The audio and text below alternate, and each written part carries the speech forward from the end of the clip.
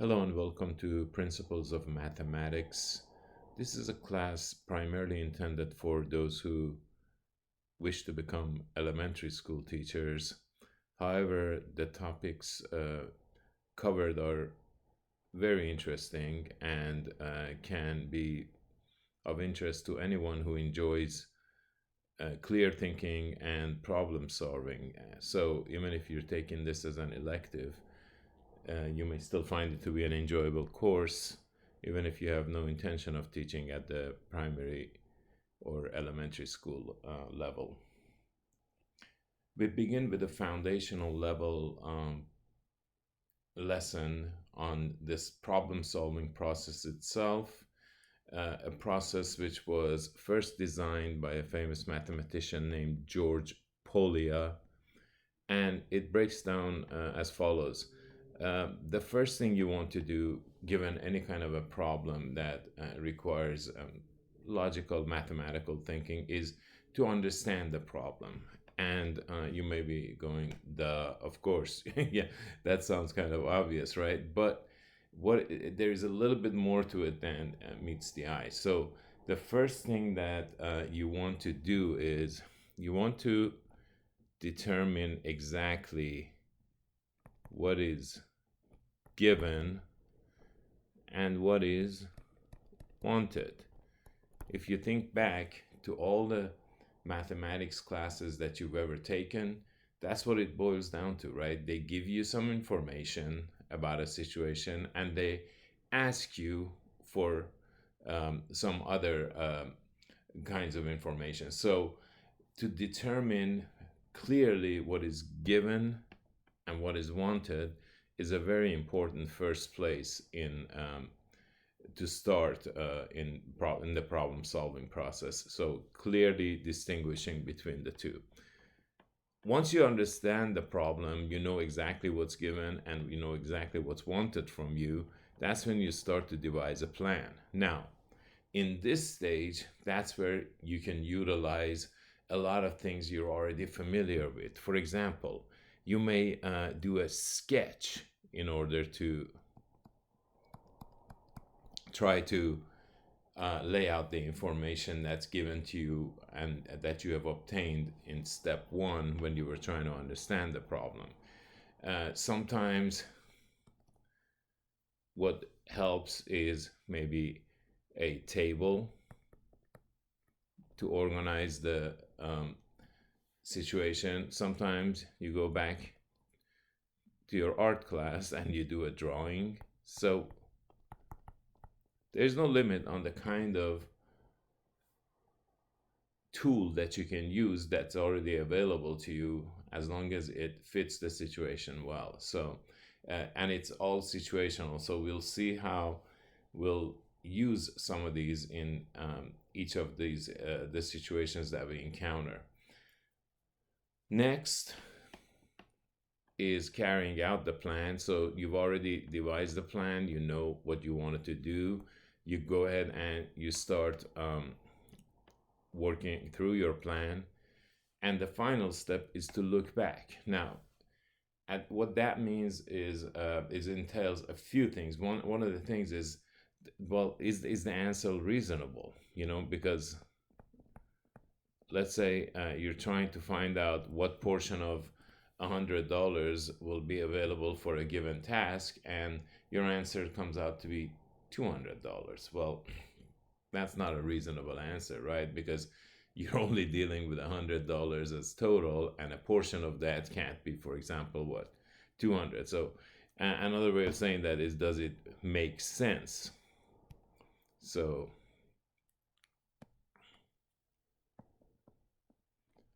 does the answer make sense? And one of the things you also want to do in your presentation of your result is make sure that you've paid attention to the level of accuracy the problem is demanding from you.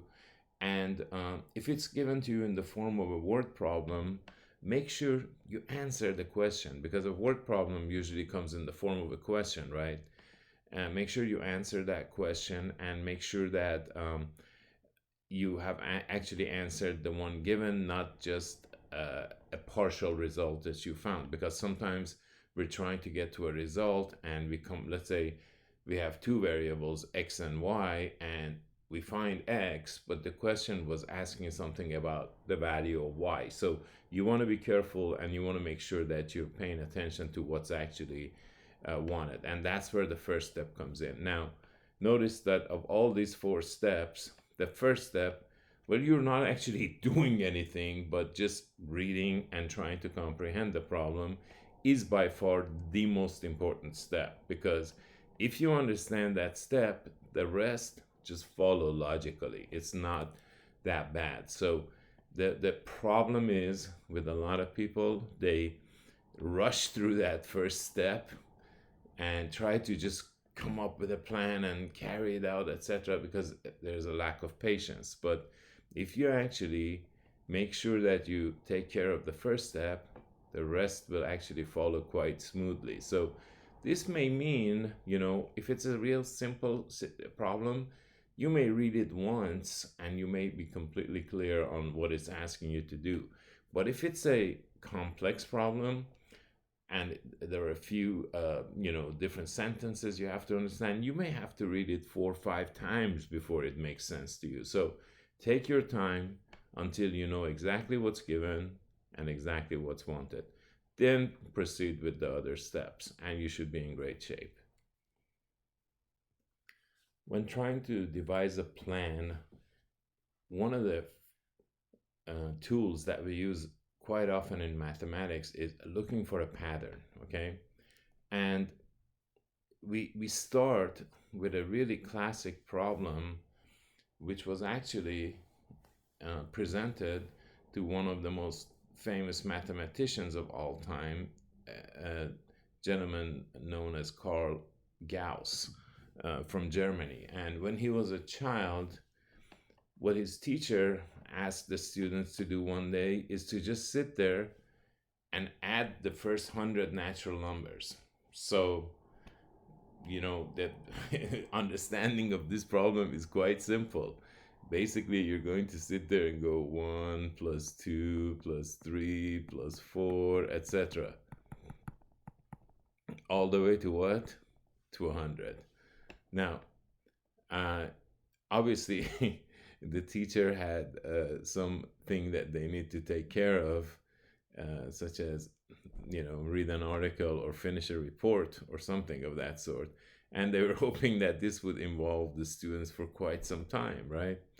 Much to the instructor's surprise, Gauss solved the problem almost instantly.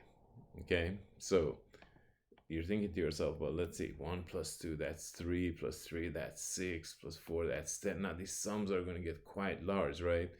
There's no way that someone can do that instantly in their head if they're using this coarse technique of just adding, as they go forward, right? So there must have been some other thing that Gauss did, right? And that's what we want to take a look at, because it really shows us the power of kind of like thinking outside the box and not limiting yourself to just the obvious. You have to just kind of like start thinking a little bit differently if you want to become a good problem solver. Okay, as we mentioned, understanding the problem is quite simple, so we just need to start devising a plan. Well, this is what Gauss realized. He realized that if he takes the first number, 1, and adds it to the last number, he ends up with a sum of 101, correct? He realized, oh, the same thing happens if he adds the second number to the number right before the last number, right? The 99th number, and you get 101, etc. So he realized this kind of pairing can happen. So rather than trying to handle it within that sum, what he cleverly did was he wrote the same sum backwards, which of course you can do.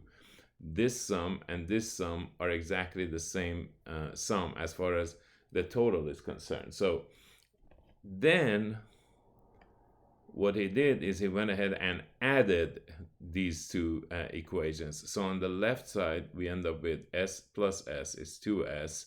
Notice that here, all these pairs are going to end up being 101. There's one, there's another one, there's another one, there's another one, etc., all the way to the end. All those pairs, if you look at them, they all add up to 101, right?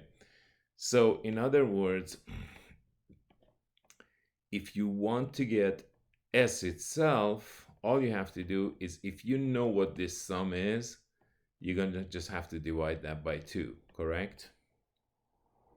Because this is 2s, and we're actually interested in what? In s, which is the sum of the first 100 natural numbers. So, of course, the million-dollar question here is, how many of these 101s do we have, right? Now, that happens to be a really, really simple answer, right? Because look, how many numbers are there from 1 to 100? There are 100 numbers, right? So we have added all the way through, so there is exactly 100 of these 101 sums, right? So all we have to do now is to realize that we have 100 times 101 for 2s.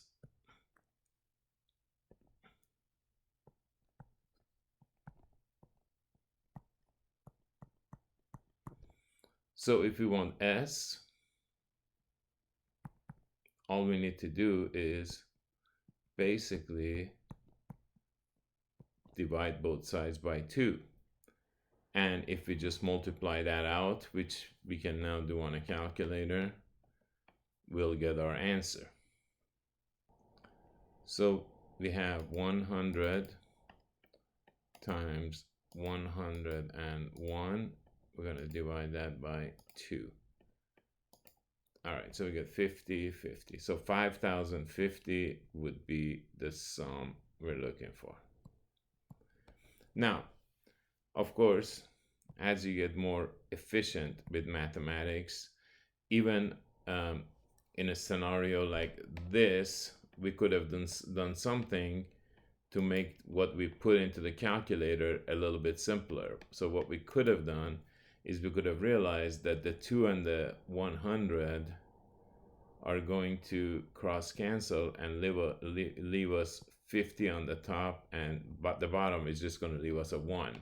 So what we could have done is, more efficiently and quickly, instead of having to type all that, we could have just typed 50 times 101, and of course we would get the same answer. Okay, so a brilliant strategy by a brilliant mind, but not to panic if we didn't come up with it ourselves, because that's what development is all about, right? So we may not all be Carl Gausses, but we can learn some strategies that bring us closer and closer to what he was capable of doing, at least, right? So anyway, so there is one great example of clear thinking as demonstrated by a very young Carl Gauss.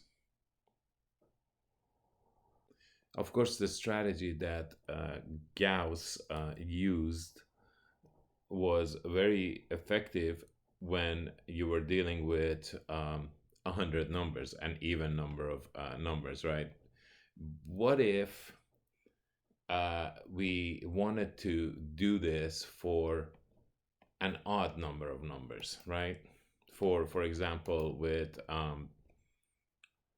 say 101, right?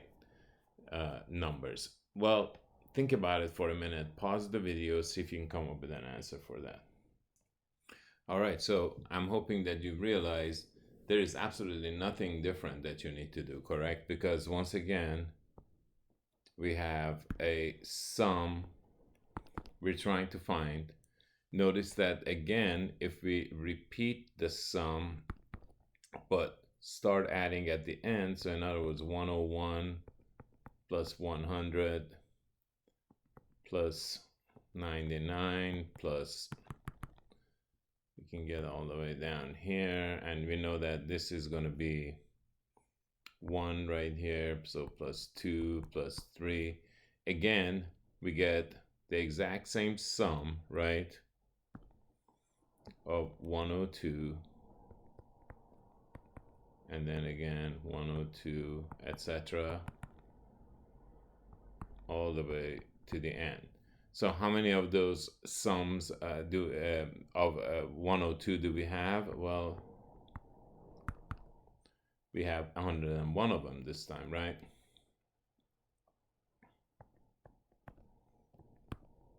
So we have 101 102s, which we can obviously get by multiplication, by the definition of multiplication. And since that's 2s, if we want s, we're just going to divide that by 2. All right, and of course, this time we'll be efficient. We'll go ahead and cross cancel those. That leaves us 51. So we need to multiply 51 by 101 to get our answer. 51 times 101. So we get 51, 51.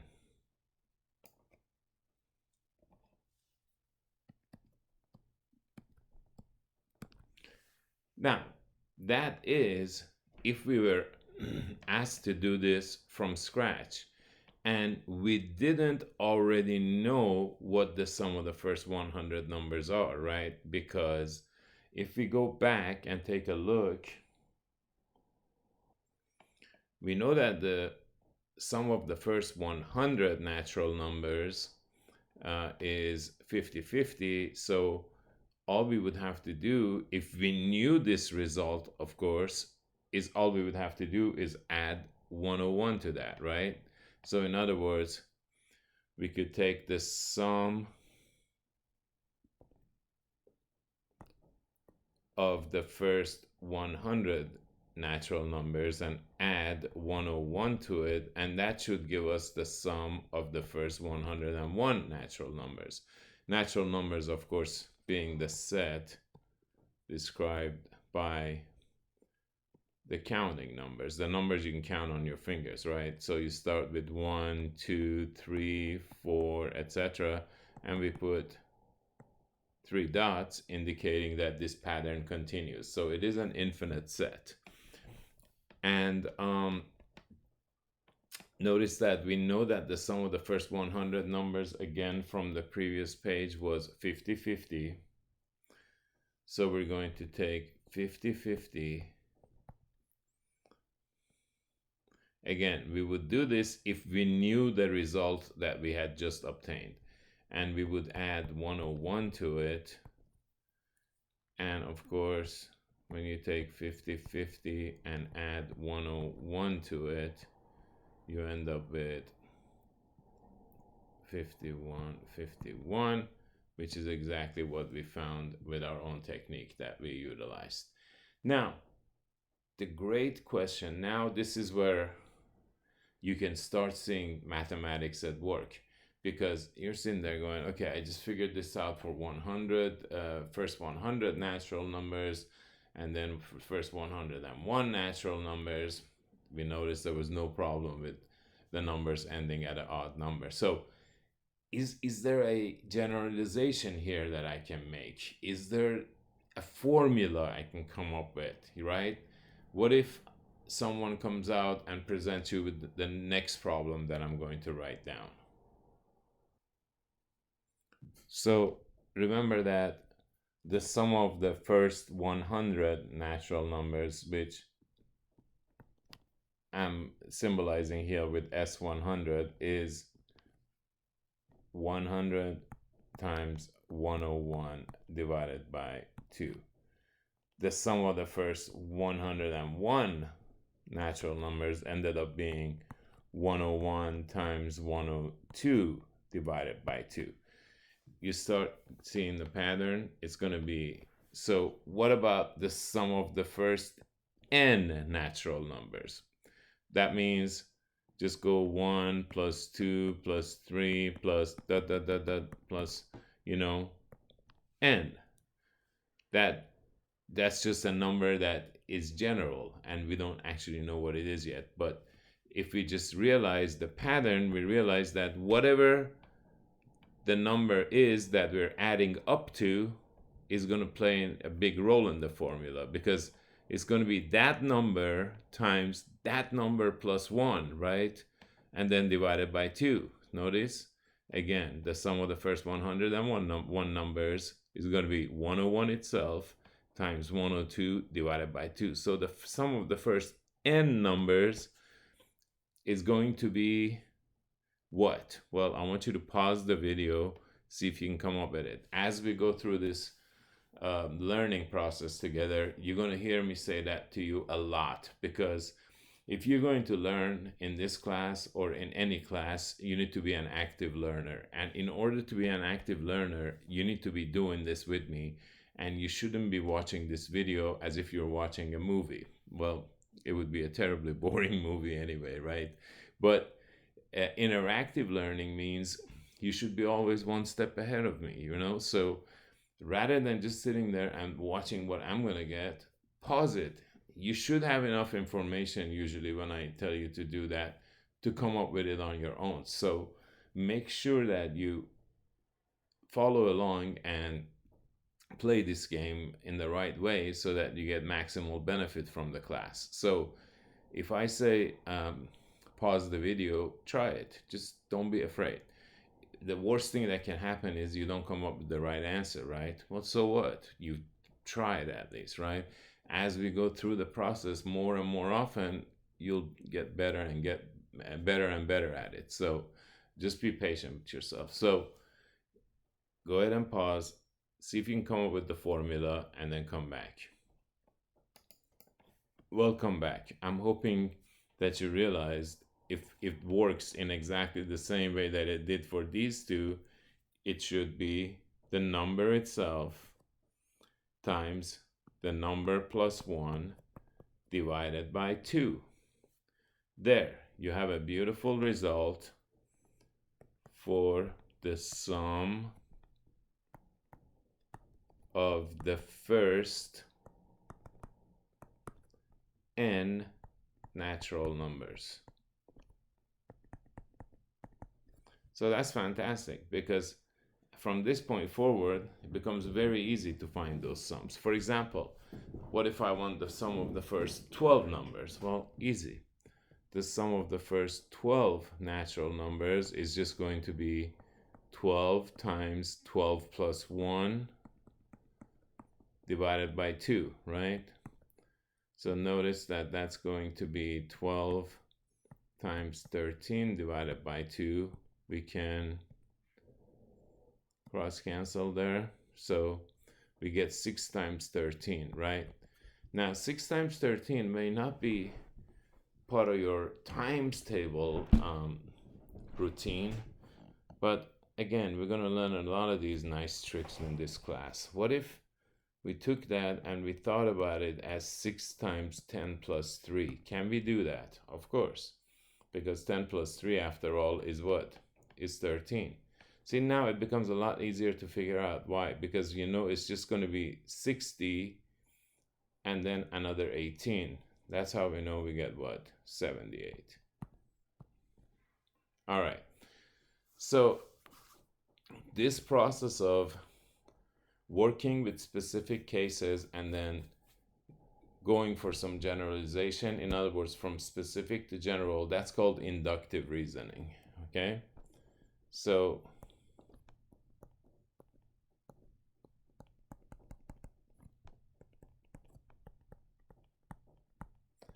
now,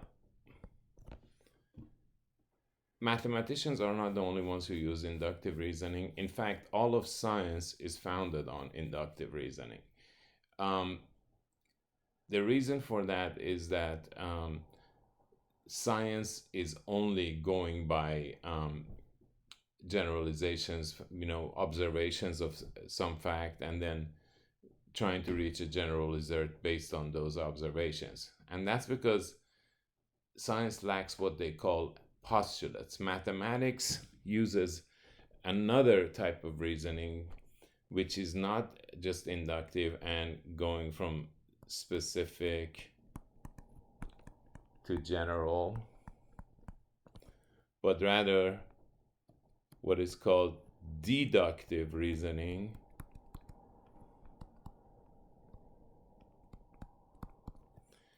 which is going from a general fact. Oh, I didn't want to do that. Just 1 second.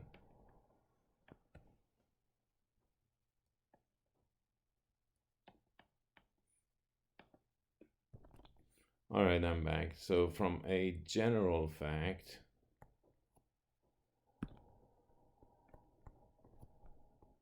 to a specific fact.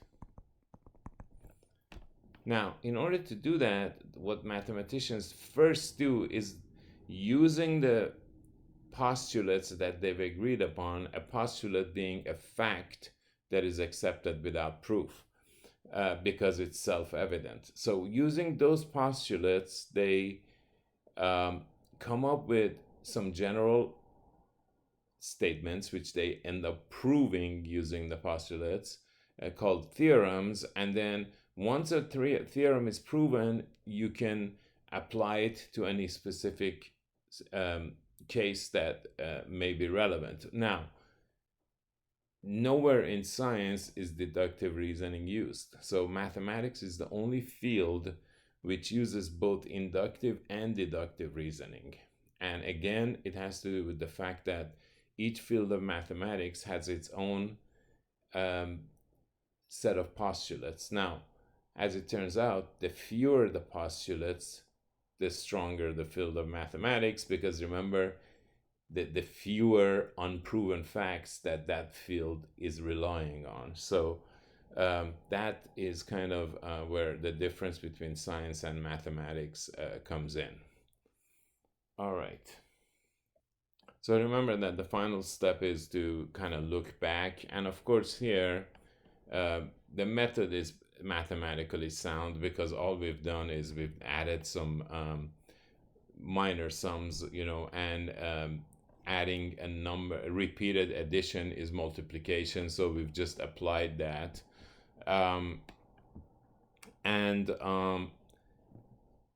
Again, we have basically just in each case, we add 1 to the number, and for the next one, we subtract 1, right? So the sums are going to remain constant, and we're always going to get the 101s. So it's a logically sound approach that we took. It made a lot more sense with the graphing in front of us, right? And that's very important in mathematics, having the right graphic. All right. Here's a related problem, and we do this in mathematics a lot. Once we solve something and we give it some energy, we're like, hey, let's see if there are similar situations that we can also deal with now that we've done all this work, right? So see if you can find the sum of the even natural numbers less than or equal to 100. So what does that mean? That means basically you want to find this sum.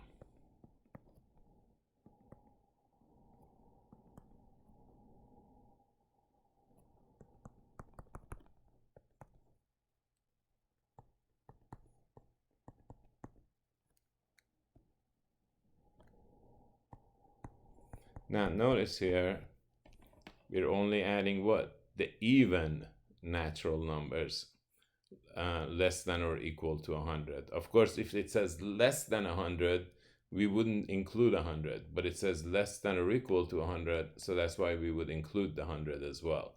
So see if you can come up with a way of solving that problem.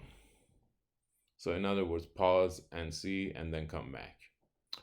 All right, so I'm pretty sure you've probably realized, hey, we can use the same strategy. Isn't that true? I mean, so basically here we would have what? So this is the sum we're looking for. And notice that we also have the same sum, which we can write backwards, right? 100 plus 98 plus 96. So this would be 2 plus 4, etc. Now this time notice we have these constant sums of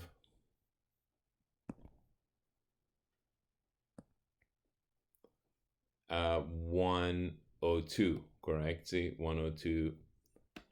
We have 102 here, 4 and 98, 102, etc.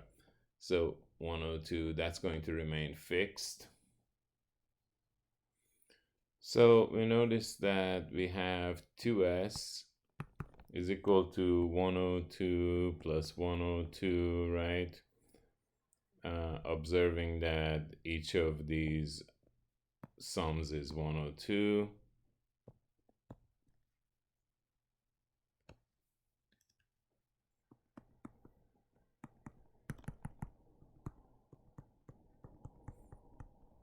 Okay, so the question is, how many of those sums do we have this time, right? So this is where you want to be careful and don't rush, because obviously we do not have 100 sums of 102 anymore, because we don't have 100 numbers. From 2 to 100, that's not exactly 100. Now, but it's not difficult to see how many there is it?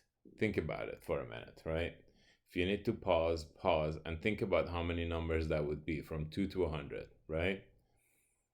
Well, as you're counting 1, 2, 3, 4, 5, 6, etc., all the way till you get 100, right?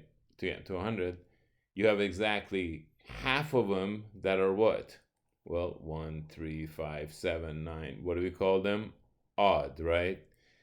And the other half, in other words, half of 100 is what? 50. We know there are 50 odds, and obviously that means there are 50 what?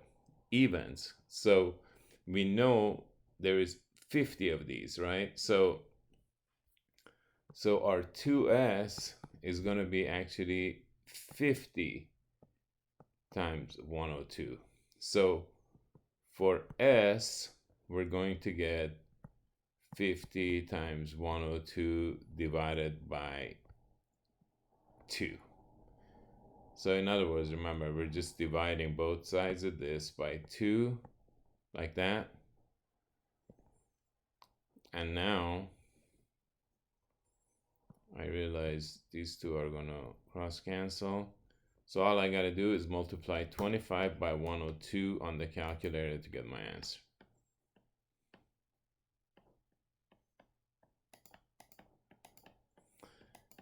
Now, the question of whether you can or cannot use a calculator on our tests is very obvious. If the calculation is not the very point of the problem, I have no problem with you using a calculator. In other words, if a problem says, hey, do this calculation by hand, you obviously don't want to use a calculator. But here, the multiplication is not the main focus of this problem, is there? So we don't need to waste any time trying to do that by hand. So we found our result of 2,550.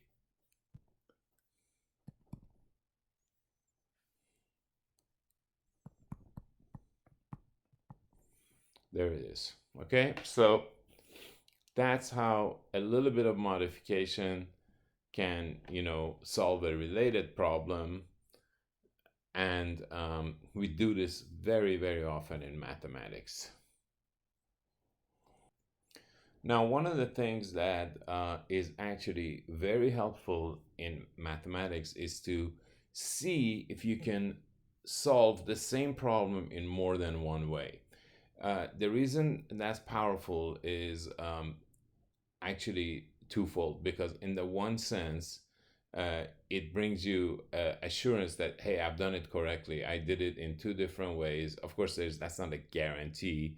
Maybe you did both methods incorrectly, right? But usually, more often than not, it's a good sign that you've gotten the right answer. If you can go from two very different methods and get the same answer. But also, it really helps you develop some depth when it comes to mathematics, so that you're not just memorizing a single technique or anything like that, but actually starting to create your own intuition. And remember, the sole purpose of this class is really to develop your mathematical intuition more than anything else. Well, I shouldn't say the sole, but the main purpose of this class. In other words, to help you start thinking a little bit differently about mathematics in the way that maybe someone who's really comfortable with mathematics thinks about it, right? That's actually something you can learn and become better at. And that's what we're doing here. So let's see if there is another way that we could have done this. Now, and let's see if that other way can actually not just replicate the technique, the Gaussian technique, but actually utilize the result that we found. Remember the general result that we found, which was the sum of the first n natural numbers was n times n plus 1 over 2. Let's see if there's some way we can actually utilize that fact. Now, that is where the power of mathematics really starts to kick in. So you establish a fact, and then you start using that fact in other scenarios, okay? So in order to be able to use it, I would need a sum of natural numbers that is consecutive, not just evens, not just odds, but every single consecutive natural number. And I don't have that right now, right? Because we only have what? Even numbers here. But we can get it by doing what? By factoring out the 2 here. Notice that I can factor out a 2, so I ask myself, what number do I multiply 2 by to get 2? Well, obviously that's a 1, right? Plus, what number do I need to, in other words, I'm using the distributive property in reverse, okay? Basically, that's factoring, correct? So what number do I need to multiply 2 by to get 4? Well, that would be a 2. Again, what would give me 6? That would be 3. Notice? So we can factor out a 2 really nicely like that. And the last number would be what? 50, right? Because 2 times 50 gives me 100. Notice that these two sums are identical. Because if I distribute the 2, right? What do I get? I get exactly this sum, right? So if I can figure out what this sum is, I will know what that sum is. Why? Because they're the same. Okay. Now, this sum here fits this formula. Why? Because it's the sum of the first 50 natural numbers. So I know that this is the general formula for the sum of the first n natural numbers. So all I have to do now is replace n with what? With 50. So I get 2 times 50 times 50 plus 1, which we obviously know is 51 over 2. Now, obviously, these 2's will cancel out, and I just get 50 times 51. Again, you can do that using a calculator, or you can be clever and use the distributive property real quickly. Write the 51 as 50 plus 1. Now you know this is quickly going to give you 2,500. And this is going to give you 50. So now we add those and we get what? 2550, which is the same result that we had found previously. So there is the sum that we obtained by using the Gaussian method, but this time by utilizing the general formula that we had found after we had established the Gaussian method for adding the first n natural numbers. All right, think on that for a minute, and then we'll proceed. Anytime we're doing any of these problems and you don't always come up with it the first time, just don't panic. Put write the problem down again on a blank piece of paper, work through it again. Do this until you can comfortably handle the problem, and you'll gain great depth as we proceed. Don't just again be comfortable with barely understanding something in this class, because that won't get you too far in this class or in any class really. So start to change the way you think of mathematics, rather than just trying to worry about the how, right? You need to start worrying about the why. Let the how follow the why. Most people do the opposite. They try to, they watch a problem, they try to see how it's done, and then they try to memorize that and then apply it in the next problem. And of course, that's not usually the way math classes or problems work, right? The students that seem to have a very easy time in the class are often doing that not because they're 100 times smarter than us or anything like that. It's because they have discovered this trick. They don't worry about the little specifics of a given problem. They worry about understanding what's happening at a given time. So the why does something work out the way that it does? And then they let the how just follow naturally by just looking at a couple of examples. Okay, so the why should always come first, and then you need to worry about the how. Okay. Okay, here is a problem that may at first not appear at all related to this Gaussian kind of problem we've been looking at, but a little bit of thinking about it may make us realize that it may actually be related. This is what's called a magic square, because the way it works out, or a magic table, because the way that it's going to work out is we're going to arrange the numbers 1 through 9 into these 9 sub-squares, right, within this larger squares, so that the sum of all the rows, notice we have 1, 2, 3 rows, all the columns, again we have 1, 2, 3 columns, and the 2 diagonals, right, and that's this diagonal and this diagonal. The sum of the digits in all of those is going to be the same.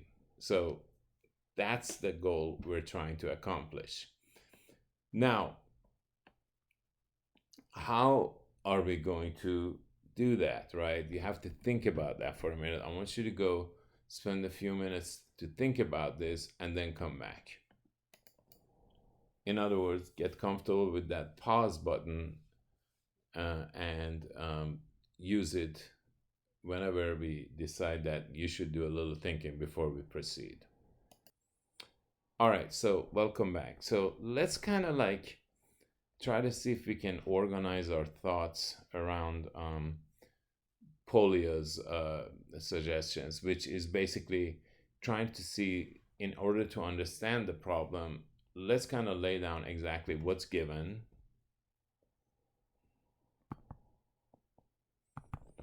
Write down everything we know about given. We have 9 little boxes, right? Within one large square.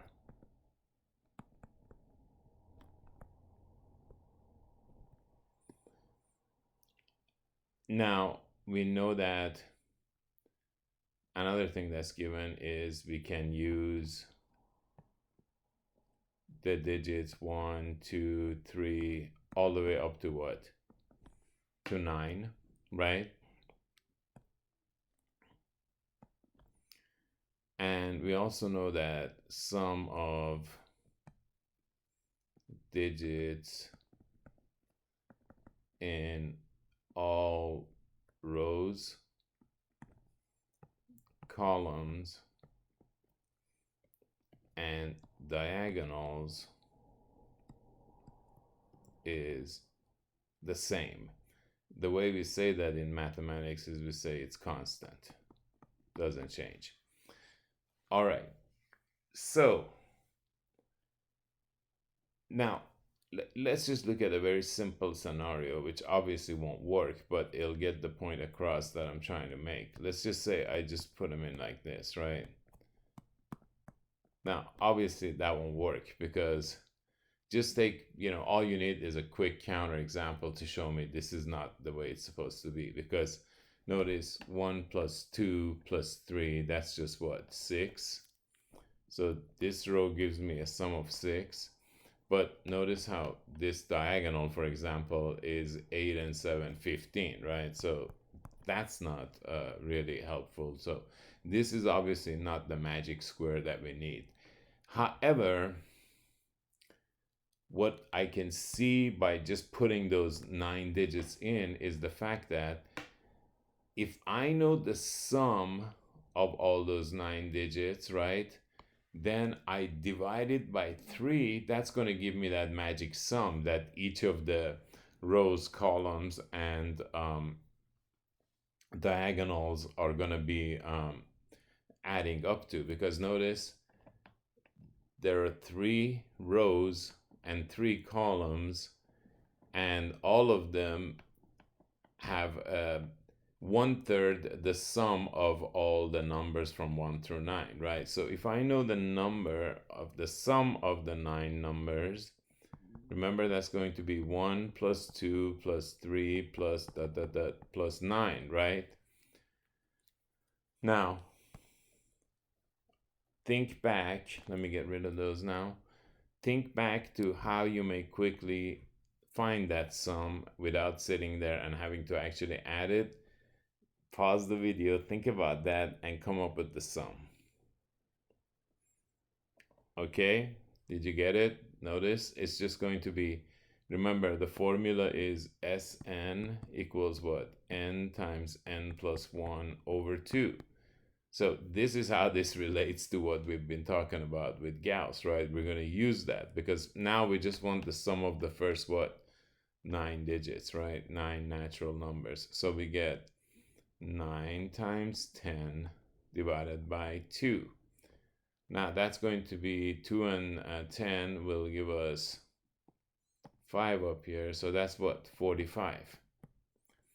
Now 45 is the sum of all the first 9 digits, right? So all the elements of this table once we put them in. But we want to know what each of those rows and each of those columns should add up to. So all we have to do, remember there are 3 of those rows and 3 of those columns. So in either case, so the sum for any row, which is going to be the sum for any column, is going to be 1/3 of that 45, right? Because remember there are 3 rows or 3 columns, right? And they all add up to 45 when we add the digits. So that means 15 is our magic sum, meaning when I add the digits of any row, any column, or these diagonals, I'm supposed to get this magic number, 15, okay? So this is making progress, right? But we're not quite there yet, are we? So we have to now try to figure out what are some of the ways that we can basically get what? Get 15 out of 3 numbers. So what we could do is start with 1, but that's going to be kind of a, long distance to 15. So why don't we go the other way? We'll start with the largest of the numbers, right? So let's say 9. So if I start with 9, right, one possible way to get 15 with two other numbers, obviously, is going to be what? Well, what can I pick? Well, I can't really pick 6 because that would give me 15.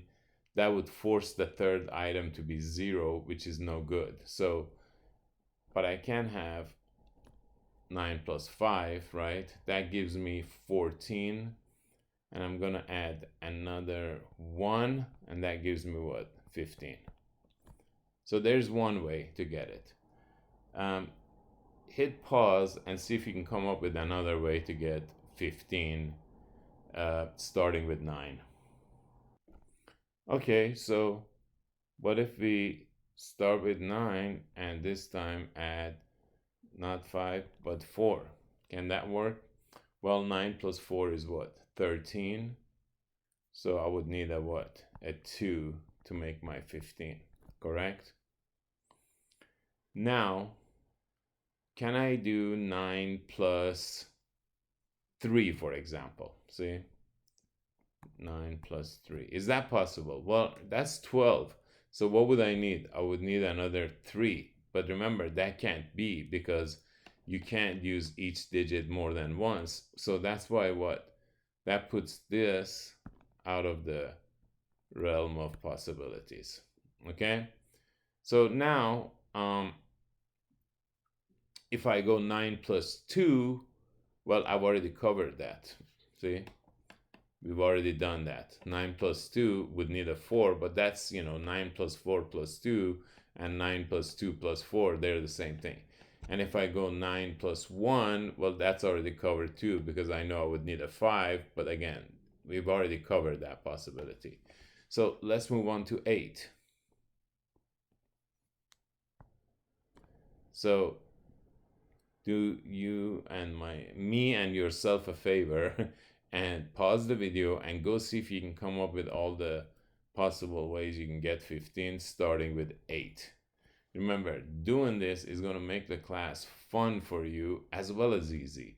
Trust me, not doing this and just watching what needs to be done and replicating, trying to replicate, is only going to make the class terribly not fun and also very difficult. So if you want this class to be both fun and easy, play along, okay? So what would I need to add to 8 to get to my 15? Well, again, like I can't add 9 or 8 because I would go above 15. I can't really add 7 because 7 would give me 15 and that would make the other number 0, but 0 is not one of the numbers that we can use, right? So what would I have to go to? Well, the first possibility is 6, right? Because that doesn't get me in trouble. So I can have 8 plus 6 plus 1, and that gives me 15. Did you come up with any more? How about 8 plus 5? Is that okay? Well, sure. Because 8 plus 5 is 13, and I can get a 2, and that gives us 15. How about 8 plus 4? Well, that's 12, so that means I would need a 3, right? And that would give me 15. What are some of the other ways that we can get 15? Can I go 8, but notice the trend each time these are going down. Can I go 8 plus 3? Yeah, I could, but again, already covered because 8 plus 3 would need a 4, but this triple we already have dealt with. Can I go 8 plus 2? Yes, but covered, right? It would need to be 8 plus 2 plus 5, which is the same as 8 plus 5 plus 2. Can I go 8 plus 1? Yes, but covered, right? So let's move on down to what? 7. Now, go ahead and pause and see what triples you can come up with starting with 7.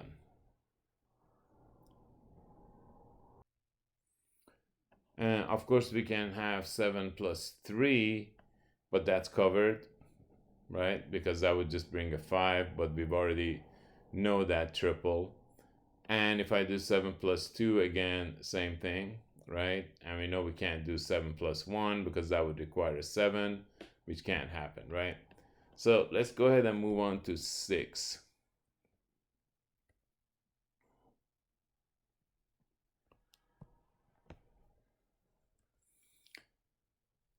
All right, so is there a triple that can work with 6 that we haven't already covered? Think about it for a second and come back. Okay, notice that we can't use 9 because that would make 15 too quickly and we would have to have a 0 next. How about 6 plus 8? Can we do that? Well, it's already covered, right? Because 6 plus 8 would just need a 1, but there is the triple. It's already done. How about 6 plus 7? Well, that would give me 13. I would need a 2, again, covered. How about 6 plus 5? Has that been covered? See? No, we haven't. So we can use that.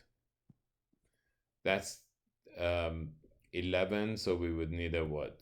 We would need a 4. See if there's any other triple you can think of with 6 that would give you 15. And come back.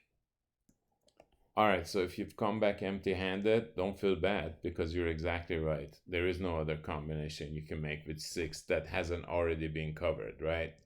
And if you think about it for a while, you'll see that there's no other combination with 5 or 4 or anything like that that hasn't already been covered. So basically, we have now found all the possible ways that you can get 15 with digits 1 through 9.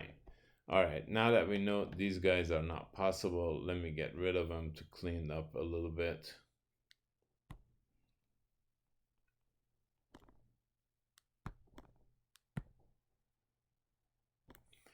Okay, so let's see how many times each of these digits appears. Like, let's say we start with 9, right? How many times do you see 9 in a sum, right? How many occurrences of 9 do you see? Well, 2, right? So notice here and here. You agree?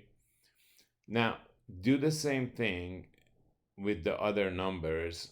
And the reason that we need to worry about that is this. Notice that this middle digit, right?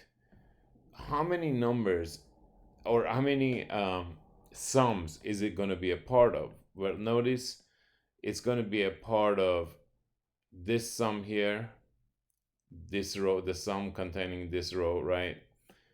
This one here, so 2, it's also part of this diagonal, and it's also part of that diagonal. So whatever number this is, it should appear in 4 different sums. You agree? This sum, this sum, this sum, and this sum, okay?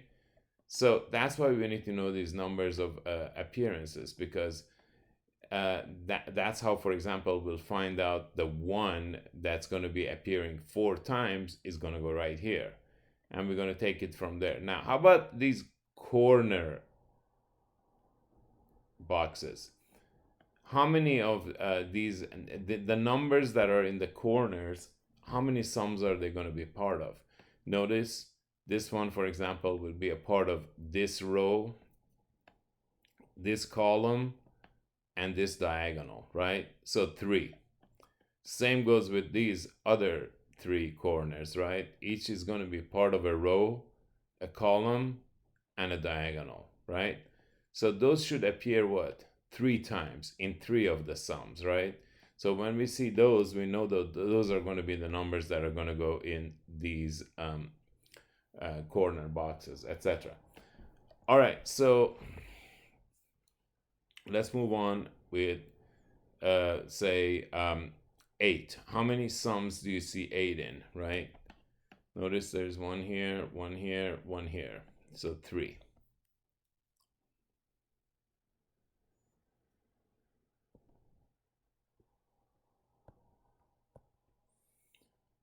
All right, so moving on to 7. How many sums do we see 7 as a part of? Let me finish this here. All right, so we notice that 7 occurs once here, right? So twice. Now, for the ones that appear twice, I'm going to use the same color. Okay. How about what's next? 6. How many sums do we see that 6 is a part of? Well, there's 6 once here, once here, once here. So 3, right? Since I used green for the 3s, I'm going to use greens for 6s as well. So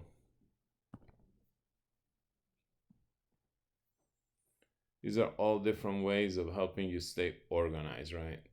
So the only thing is that I don't want to get confused with the same kind of circle, and especially here, they're going to be next to each other. So what I'll do is I'll double up the greens for the 6.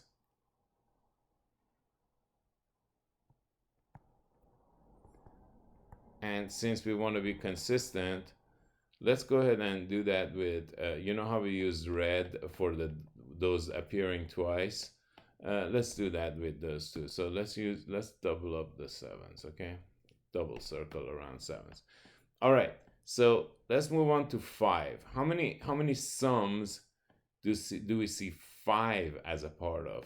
Well, if you notice, 5 appears here once, twice, 3 times, 4 times. Remember, the only number that should appear in 4 different sums is the middle number, right? Because remember, so this middle number is going to be part of 4 sums. And each of the corner numbers are going to be part of what? 3 sums, right?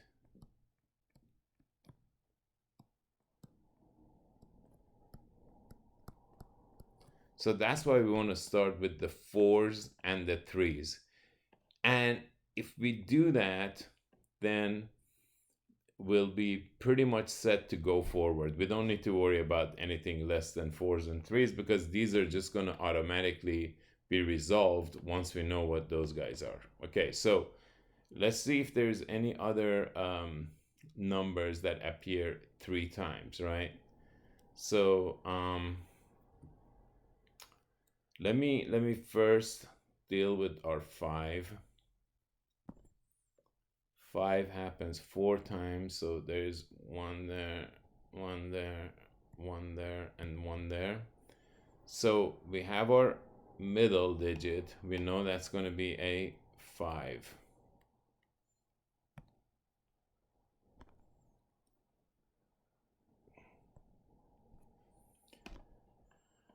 All right, so we saw that 6 appeared in 3. So what else appears in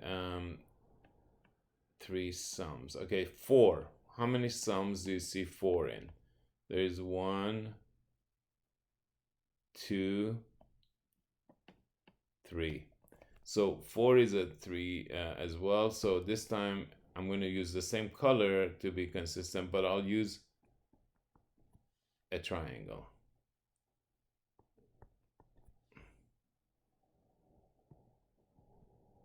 Okay? Now, let's see if there is any other number that appears in 3 sums. And I can see here 2 appears once, twice, 3 times. So Let's use greens, but we will use double rectangle, a triangle around that.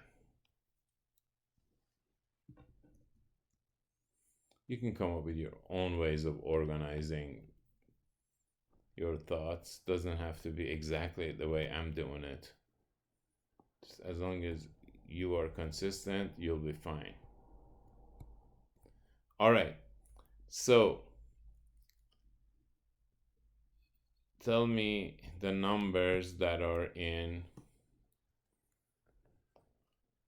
four sums. Obviously, there's only one, 5. And what are the numbers that appear in three sums? Notice the 3's are the greens. So we have 2. If you go start with the smallest one, we have 2, 4, 6, and 8. All right.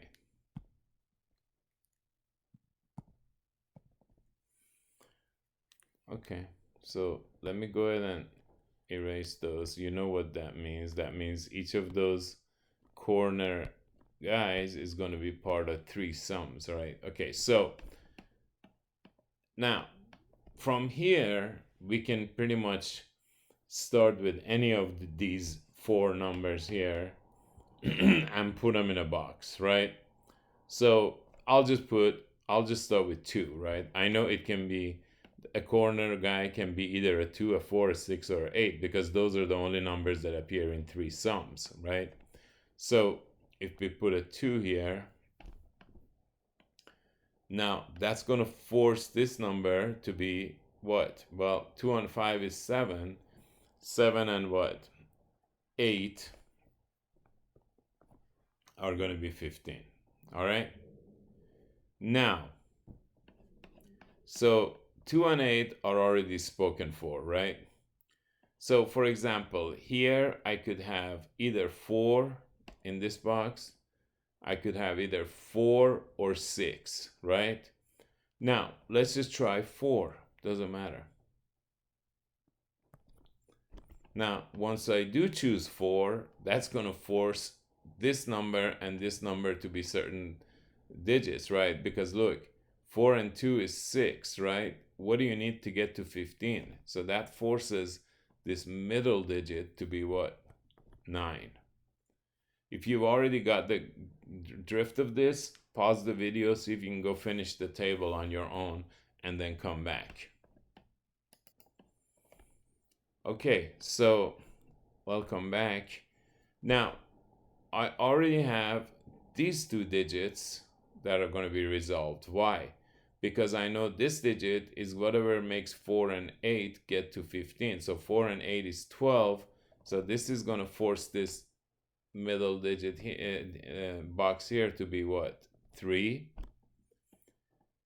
I also know that 4 and 5 is 9. What do I need to add to 9 to get to 15? So that forces this to be 6. Notice, consistent with our finding, the four corner boxes are indeed these numbers that appeared in three sums, right? Now, this is a long drawn out process, right? It requires patience, but it's a fantastic problem because you really are applying logic in a very clear way. Okay, and the purpose of the class is precisely that, so if anybody, comes up with the clever, oh, where are we ever going to use this in real life? Let me just simply tell you, you won't, okay? Where you're going to use this is in developing your own brain and then helping develop the brains of your students. That's where this is going to be used.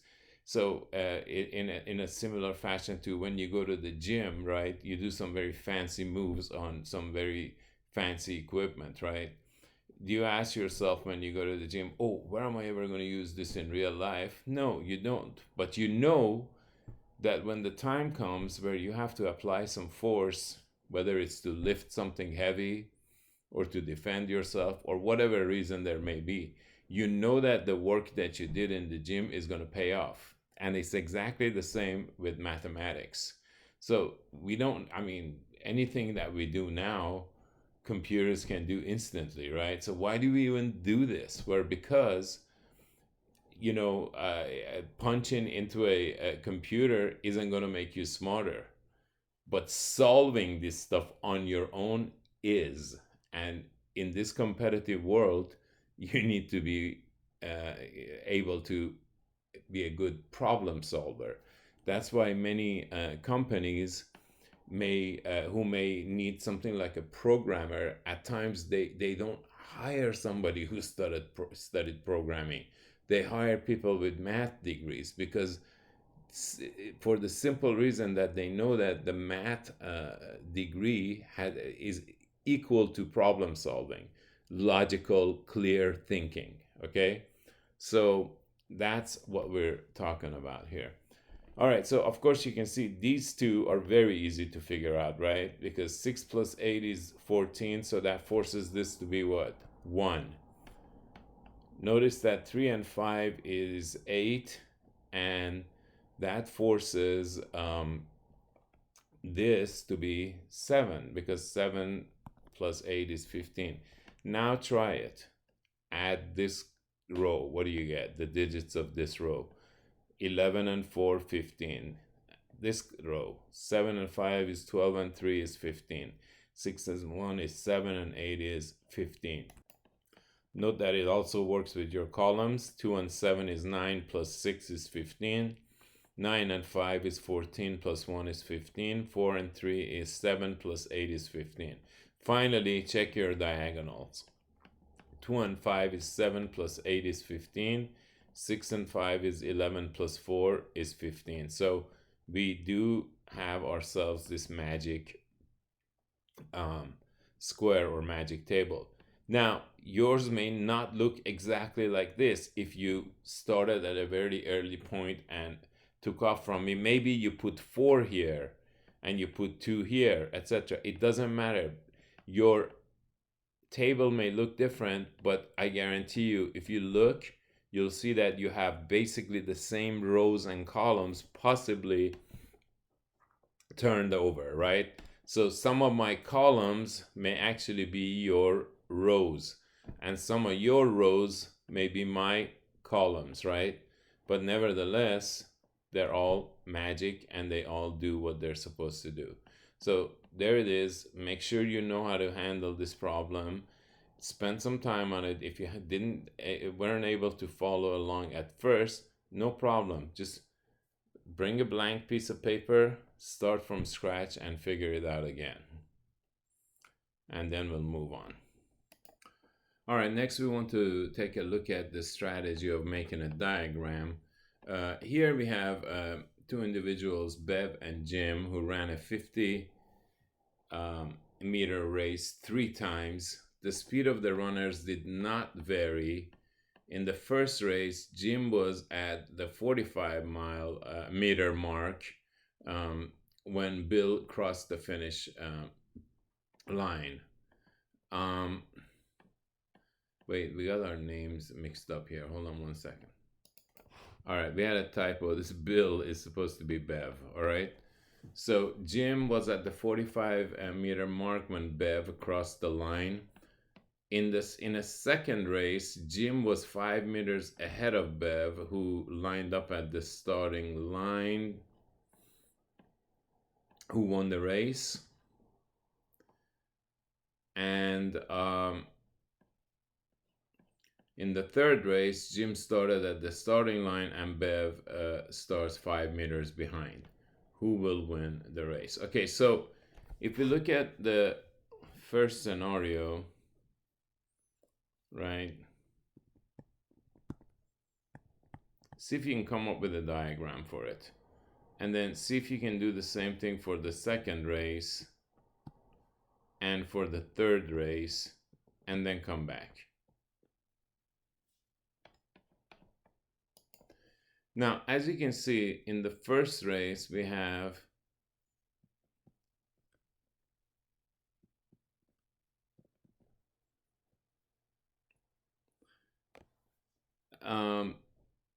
Jim was at the 45 meter mark when Bev crossed the finish line. So in other words, Jim was here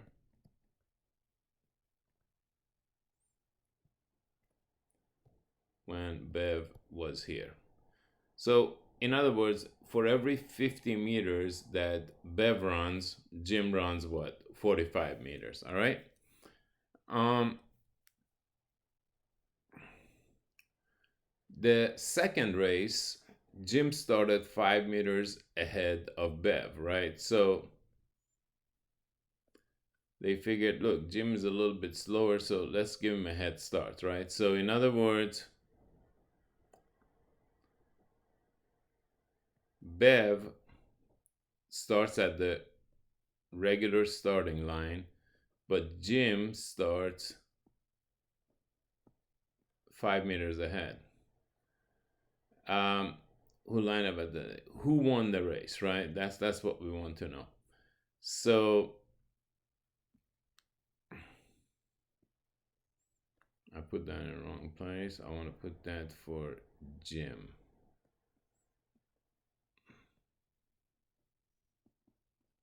And how much is that little distance by which Jim was given a break? 5 meters. That works better. All right. And we're just sketching right now, right? We're not making a decision about who won the race and all that yet. In the third race, Jim started at the starting line and Bev starts 5 meters behind. So Jim starts at the usual starting line.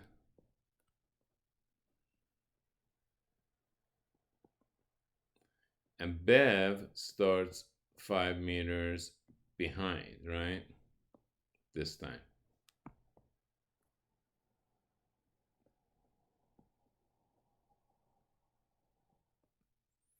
All right. So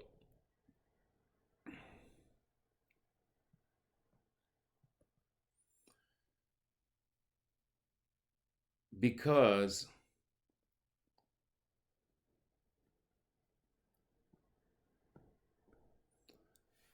the fact that for every 50 meters that Bev runs, Jim runs 45, right? Notice they're both going to end up what? Reaching. So they both start at the same time. We know that Bev is going to go 50 meters in that time, and Jim is going to go exactly 45. But since they start at the same time and they're going at their usual paces, they should both get here at the same time, right? So how would you rate this race? It's a tie.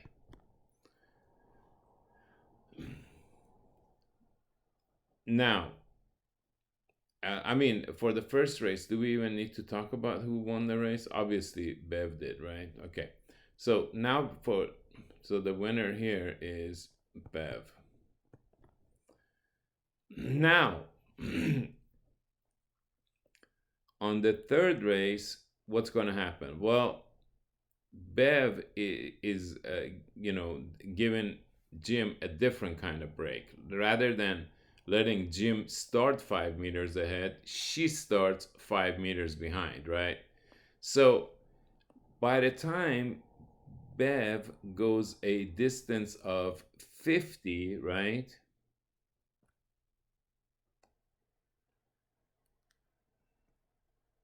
Let's go a little bit. So if we're consistent with where 50 was on this one, something like right there, right? So we know that Jim is going to end up exactly at the same place, right? But having gone 45 meters.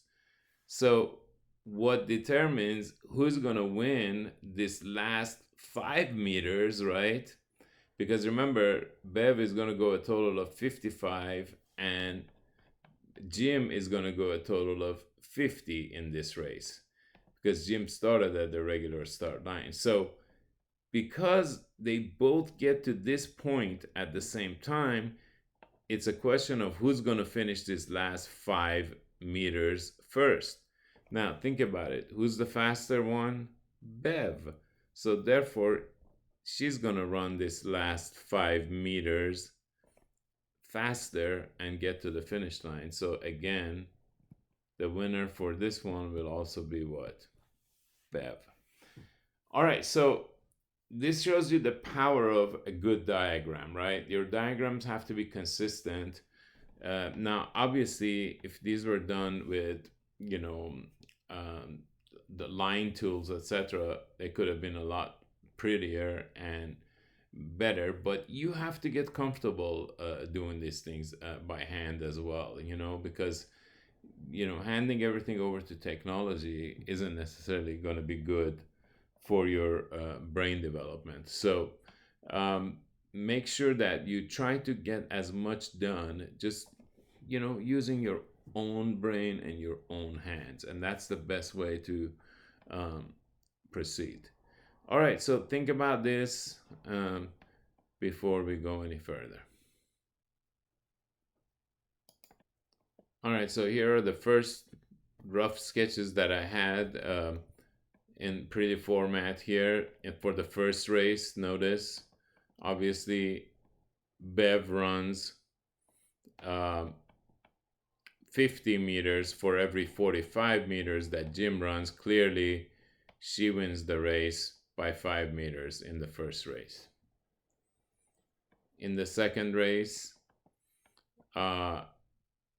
because Jim starts 5 meters ahead, and we know that Jim covers 45 meters in the same time that Bev, starting at the start line, can go 50. They're both going to end up here at what? At the same time, because remember, their speeds are not changing in any of these races. So this is where we get the tie, right? And here again, like I said, we had this drawing, just not as pretty as this, right? So this time, Bev starts 5 meters behind the start line, right? And we know that by the time Bev goes 50 meters, Jim goes 45 from the starting from the starting line. So they're both going to end up at this point, which is basically 45 meters from the starting line.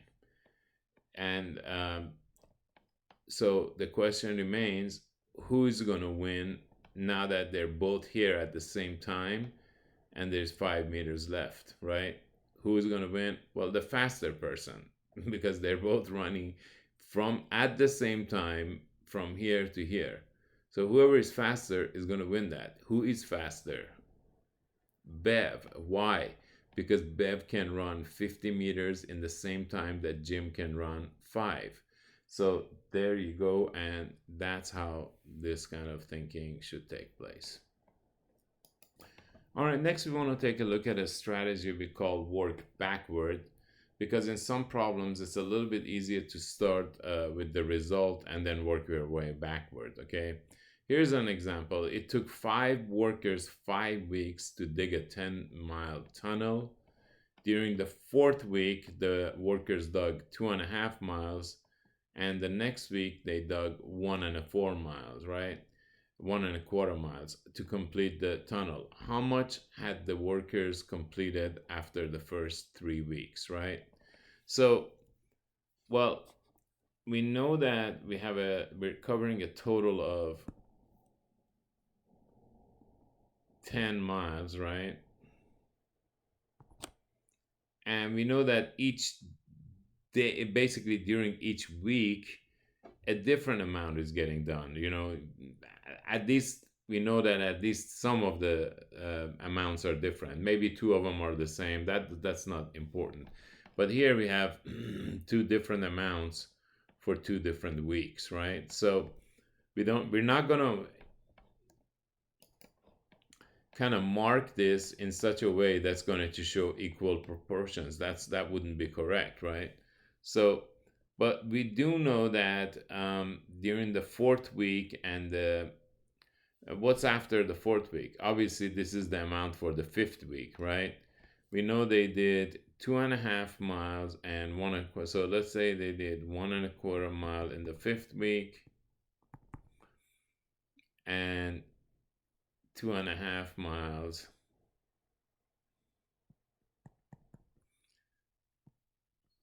all right, so this is week 5, this is week 4. So basically whatever is left is what's going to be covered in week 1 plus week 2 plus week 3, right? When I say week 1 plus week 2 plus week 3, I mean the number of miles that was handled in week 1 plus, how many miles in week 2, etc. So what we do know is that all of them, right? Again, if you've already heard enough, go finish the problem on your own. Pause the video and come back, see if you get the same answer as I do. All right, so welcome back. So notice that the distance from here to here is how much? It's the total distance for the tunnel, so it's 10 miles, right?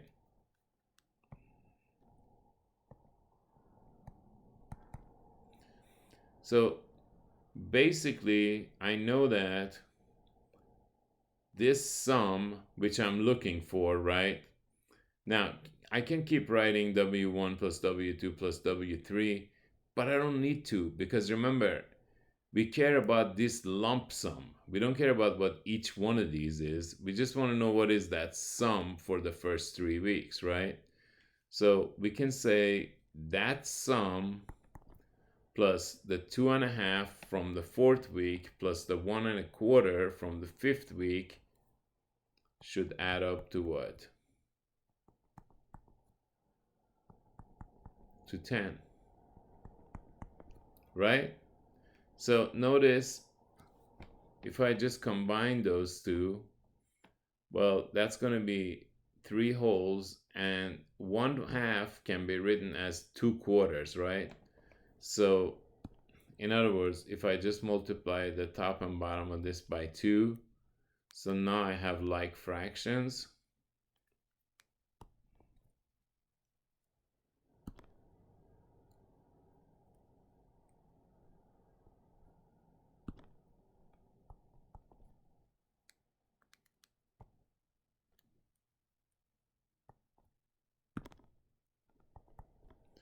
So I have 3 and 3/4. So we have S plus 3 and 3/4 equals 10, right? So all we need to do to solve this is to subtract 3 and 3/4 from both sides. So we end up with 10. S equals 10 minus 3 and 3/4, right?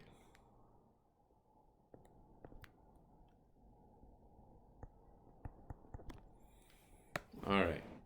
So let's do that on the side here, since we have some space. So 10 minus 3 and 3/4.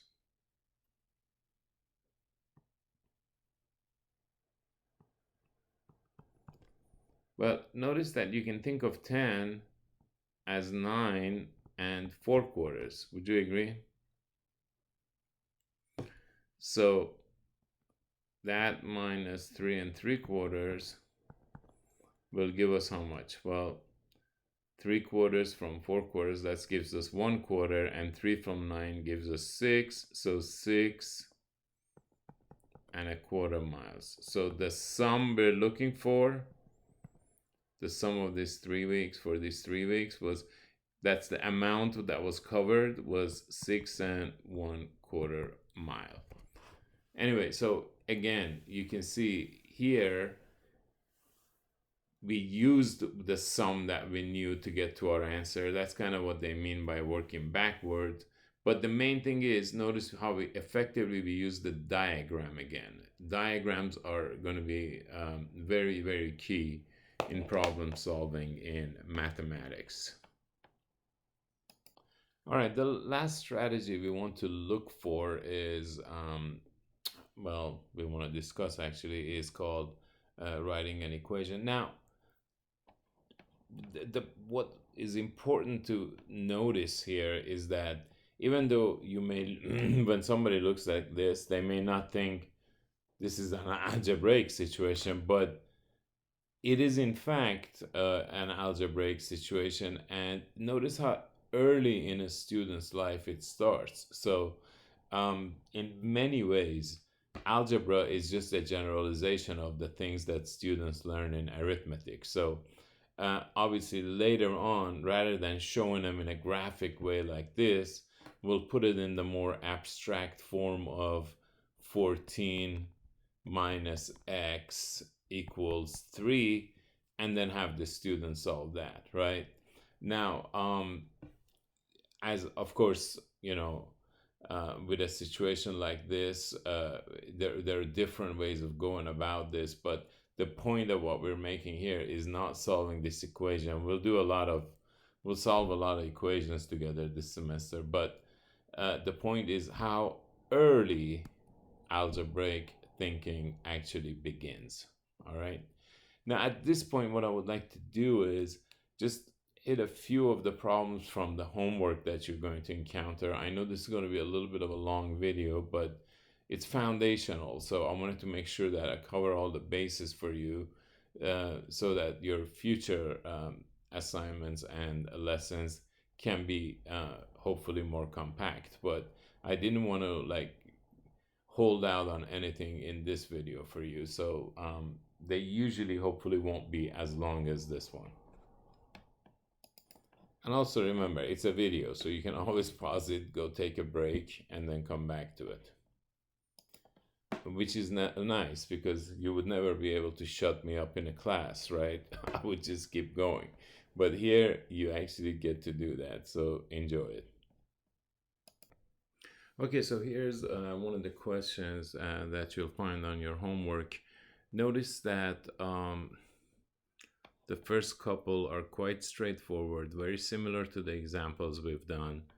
The third and the fourth require a little bit more of thinking, and let's see if we can come up with a game plan to tackle those. Now, notice that the first one is a sum of natural numbers, but each one is basically 5 more than the last one, right? So 9 is 5 more than 4, 14 is 5 more than 9, which is also 10 more than 4, etc. 19 is 5 more than 14, which is 10 more than 9, and most importantly, 15 more than 4. So if we think of a sequence of numbers, that sequence would start with a 4. So let's say the name of the term is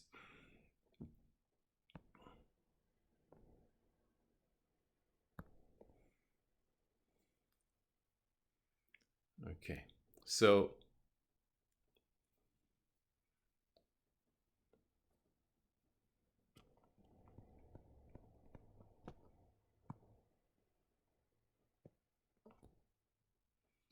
let's say we have the first term would be 4. The second term would be 9, which is basically 4 plus 5 times 1. And the first one, of course, you can think of as 4 plus 5 times 0, right? The third term is 14, which can be thought of as 4 plus 5 times 2, right? And the fourth term, for example, is 19, which can be thought of as 4 plus 5 times 3. Now, what I would like you to do at this point is pause and see if you can tell me what the nth term of this sequence would be. In other words, what does a general term of this sequence look like? And that'll be a great progress if you can tell me that. This is where you look for a pattern, right? The first term is 4 plus 5 times what? 0. So it starts with 4 and 5 times what? What's the relationship between 0 and 1? Well, that's 1 less than 1, right? The second term is 4 plus 5 times 1. Again, what is this number? It's 1 less than the term number, right? The third one, 4 plus 5 times 2. Again, the factor here is 1 less than the term number, right? Notice the same thing here. So the nth term should be what? 4 plus 5 times, you said it, n minus 1. Now, the key thing here is to try to figure out how many terms there are in this sequence, right? So I'm getting into a little bit more detail with you here than some of you may require. Some of you may be able to figure out what this number is very quickly. But in case you can't do it so quickly, this is the standard patient way of getting there, all right? So notice that I want to know now which term of this sequence is 489. So I'm going to put 489 here, and I'm going to try to figure out, I'm sorry, the other way around, on the other side. So I want to know for what n does this value become 489. So I'm just going to say 4 plus 5 times n minus 1 equals 489, and solve. And that'll tell me the number that's going to happen. So the 489 is actually here, and we're going to find the term number that will correspond to it. I miswrote it a minute ago. So we get 4 plus 5n minus 5 equals what? 489. And we end up with 5n minus 1 equals 489. So adding 1 to both sides, right? We can, of course, always do that.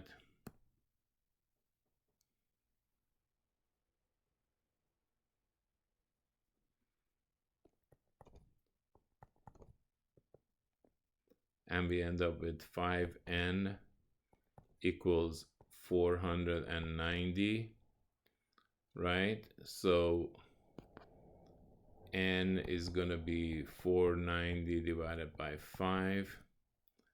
So 400 divided by 5 we know is 80. 90 divided by 5 is 18, right? So we get 98.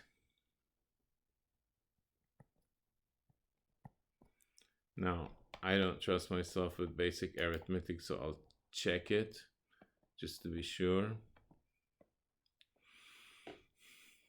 Always better safe than sorry.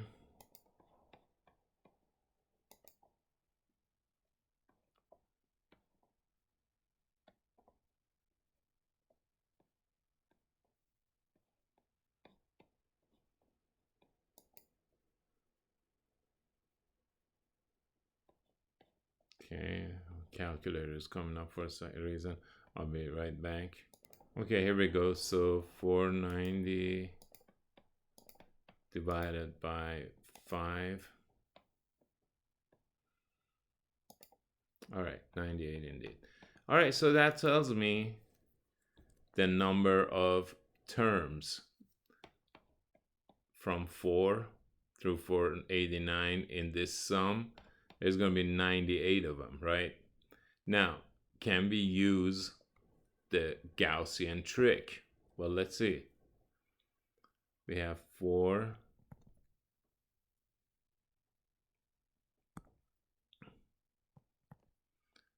plus 9 plus 14 plus all the way to 489, right? What if we were to write it as backwards as um, so 489 goes here. What would be the number before that? Remember, they're going up by 5, right? So that'd be 483. I'm sorry, 484, etc. So do we know what these sums are? Are they fixed? Yeah, because that's going to be 493. That's going to be 493.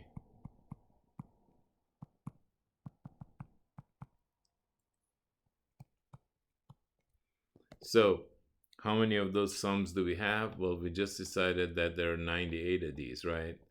So 98 of those is going to be twice the sum we're looking for, right? So if this is S and this is S again, so we get 2S equals 98 times 493. So for S, we're just going to take this result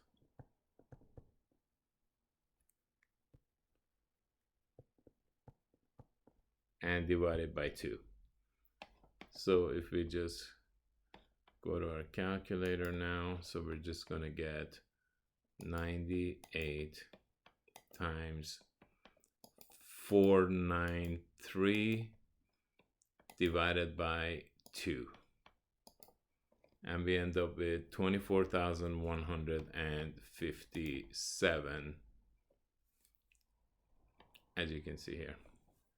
So 24,157.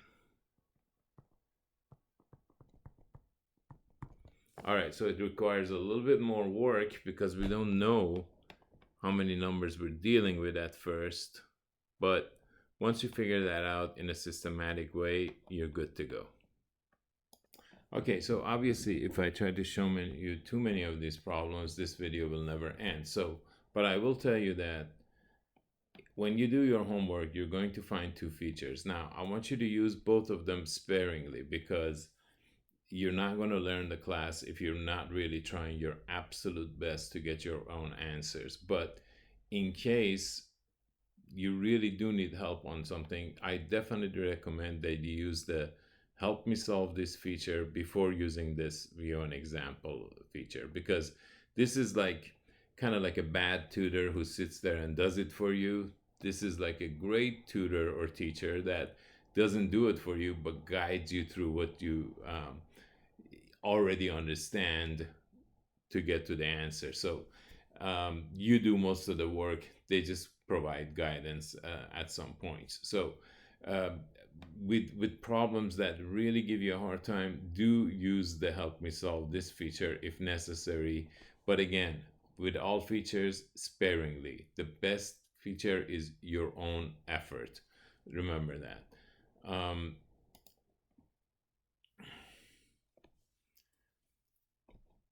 Here is one of those problems where you want to look for a pattern, right? And they want you to see how many triangles are there in this accompanying figure. I'll just tell you to be careful as you count them, because notice you have different types of triangles, right? You have a single one that you can count, so you want to make sure you catch all the single ones. But notice you have some triangles that are larger, like these triangles, right? Each of those counts as a triangle in this figure as well. So remember, you have one of those here, one here, etc., one there. And also keep in mind that the bigger one, it's the biggest one itself is a triangle. And do also look for upside down ones as well, like this one in this case. but that we already counted. So anyway, this one is what I'm talking about. Like, for example, this one. A lot of people miss that because it's kind of like appears upside down, right? So, all right. So just be careful with these. You can figure them out. I want you to get good at coming up with patterns. Here's an interesting problem. And remember that the way my MATLAB works, it generates problems uh, that are similar, but not exactly the same. So you will get similar problems to what we're looking at here, but you'll have different numbers, etc. So make sure you understand the concept rather than pay attention to any particular number. All right. So what we're given is we have a 14-digit credit card number and that the sum of any three consecutive digits is 15. And we're trying to find the value of A. Okay. Well, obviously, here we have a promising situation as far as coming up with what this middle digit needs to be, right? Because we know that 9 and 2 is 11, and these would be three consecutive digits, right? So 11 from 15 is what? 4. So we know that we should have a 4 in here. But we can't just quickly jump the gun and say, this is going to be 4, even though I'm showing the answers here. You know it's going to be 4, but you have to reason like this. Remember, the sum of any three consecutive numbers is 15, so you just have to work yourself backward here. Working it backward. So I know that these two are 6, right? So I know this is going to be, the number on the left is going to have to be 9. Why? Because now we have 9 and 2 is 11 and 4 is 15, right? What is this going to be? Well, 9 and 2 is 11, so this is going to be a 4, right? 9 and 4 is 13, so this is going to be a 2. Notice 6, that means 9. 2 and 9 is 11, that means a 4. 4 and 9 is 13, so that means a 2 comes next. 2 and 4 is 6, that means a 9 comes first. You can see a pattern already, right? See?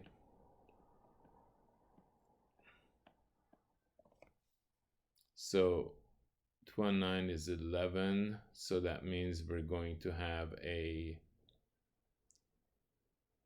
4.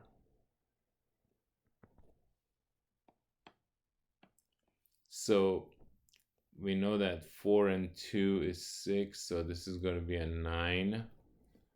So 2 and 9 is 11. What's A going to have to be? 4. That's where this 4 comes from. So again, it just takes a bit of patience.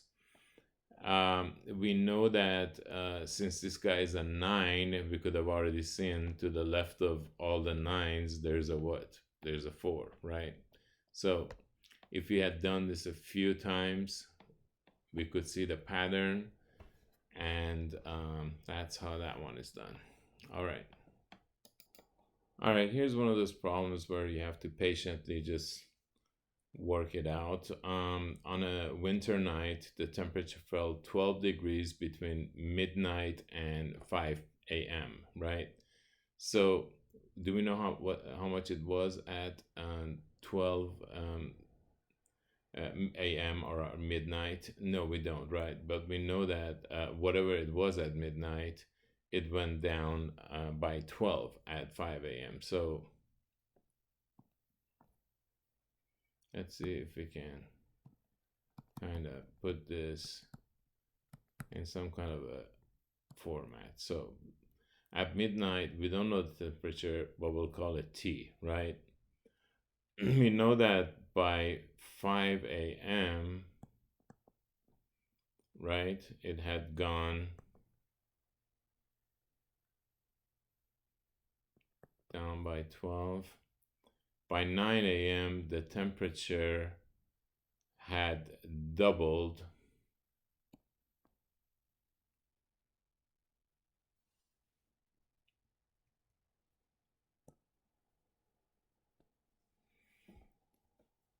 the temperature had doubled from what it was at 5 a.m. So by 9 a.m. we had twice what it was at 5 a.m. By noon, it had risen another 8 degrees. So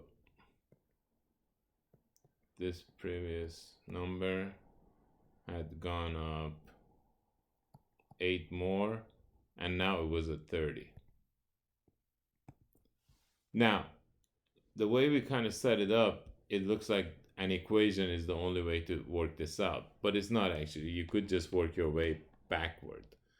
But what's nice about this is it tells you how efficient it is if you can come up with an equation to solve a problem like that. But working it backwards, you would just say, look, we start at 30 degrees down here. This had risen 8 degrees, so you would have to what? Subtract 8 degrees to get to the temperature here, right?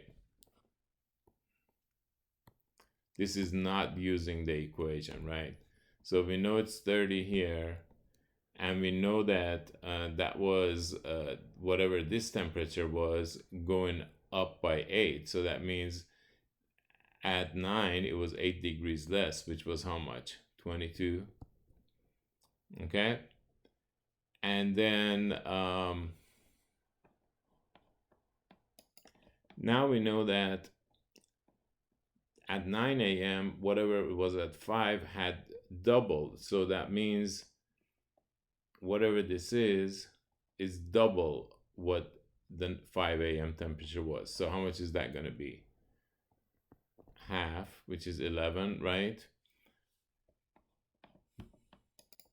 Finally, we know that from midnight to 5 a.m., the temperature had fallen by 12 degrees. So this was actually 12 degrees less than what it was up here. So we would have to what? Add 12 to that. And what is 11 plus 12? 23.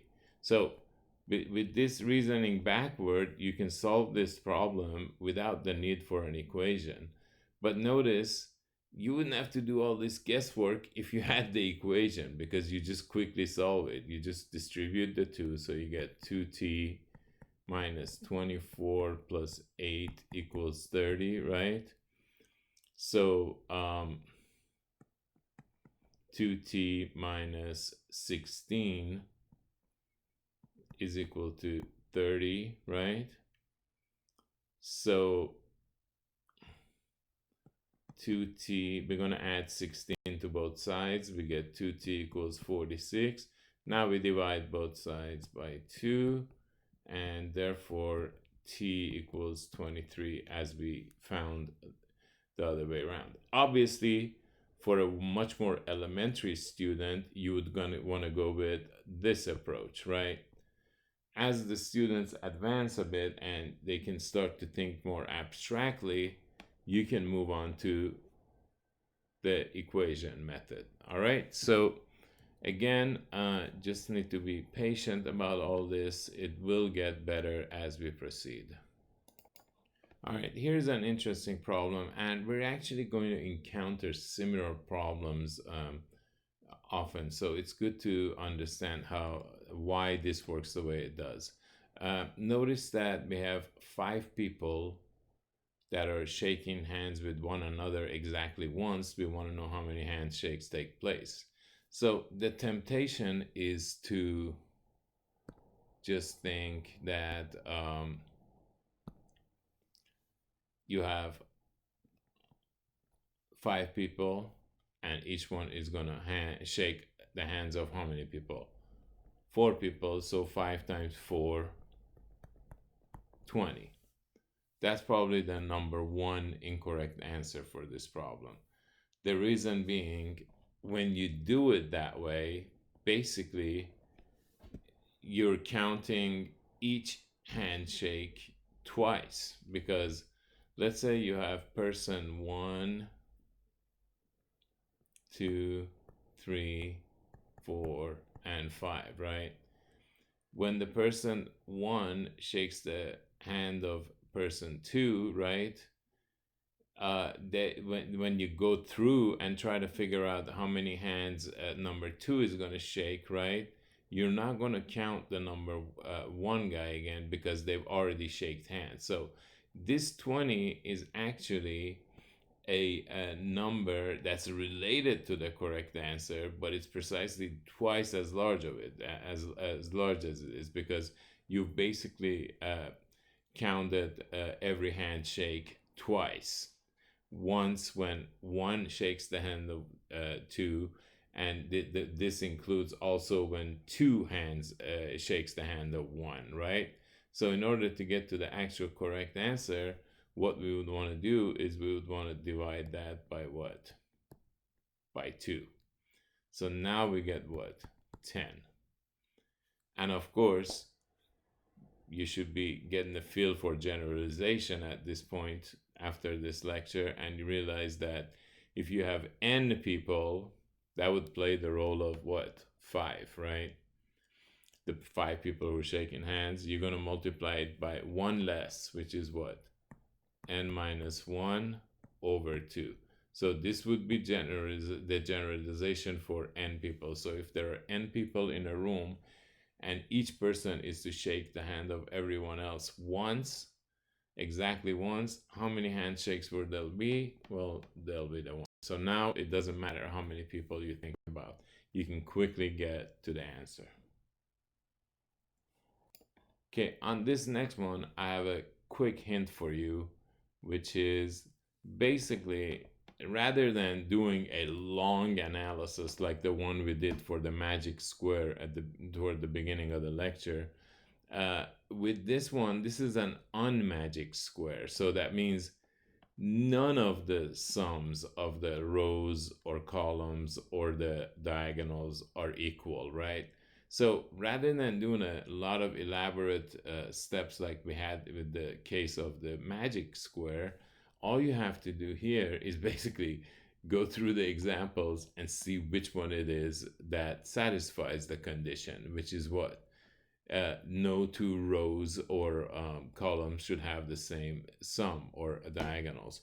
So basically, you can already see that this is going to be the one. So let's verify. So 2 plus 3 is 5 plus 7. Just write the sum right there. 9 and 1 is 10 and 8 is 18. 6 and 5 is 11 and 4 is 15.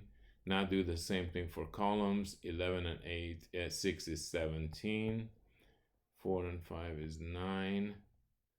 15 and 4 is 19.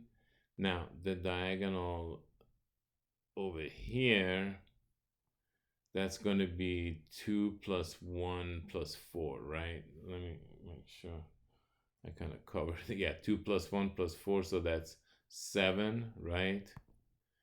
And this one is 8 and 6 is 14. Notice none of the sums are what? Are the same. They're all different. This is what we call an unmagic square. All right, so here's a problem that's very interesting, and you have to really look for a pattern to be able to complete it. Otherwise, you'll be in trouble. So basically, we have 3 sets of coins with each one on the top being smaller than the one below it. So here, for example, you have a $50 and then a quarter on top of it, and then a nickel on top of that. So the question is, how can we move these coins one at a time to position C, and at no time may a larger coin be placed on a smaller coin? And coins may be placed in position B. So we're going to complete parts A and B. So why don't we look at a simpler case of there being only 2 coins, right?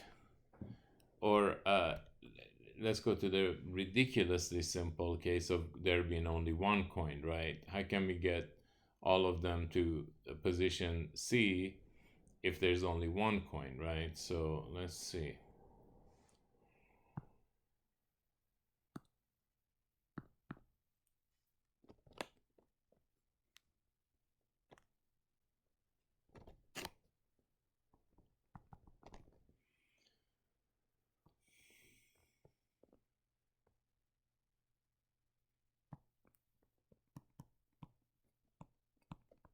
So we'll make a table, and you're going to see that we're going to utilize tables a lot in this class.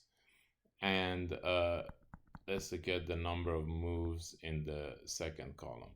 So if we have one coin, how many moves is it going to take to get that coin to the position C? Obviously, one move, right? If we have two coins, what would you do to get all the coins, from A to C, basically with minimum number of moves, right? Notice that if you have two, you can put, in other words, let's say you have a $50 and a quarter, right? You obviously could do what? Could put remember, there is no nickel in the scenario we're thinking about right now. You would put the quarter on B, for instance, right?